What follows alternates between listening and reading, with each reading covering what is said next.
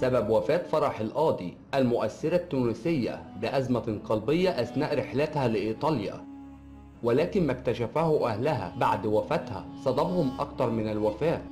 عندها مليون متابع. 7 معلومات عن صانعة المحتوى التونسية الراحلة فرح القاضي.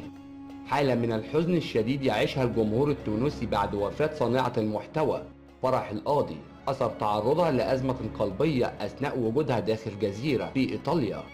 الممثلة التونسية مرام بن عزيزة تحدثت عبر صفحتها الشخصية في موقع التواصل الاجتماعي عن أسباب وفاة صانعة المحتوى فرح القاضي، وأكدت أنها تعرضت لأزمة قلبية وفقا لما جاء في وسائل الإعلامية محلية. فرح القاضي ولدت عام 1996 في تونس، وتبلغ من العمر 29 سنة. والدتها بتكون سعاد مراكش. والدها جميل بن عبد المجيد القاضي. بتقدم محتوى هادف على موقع التواصل الاجتماعي.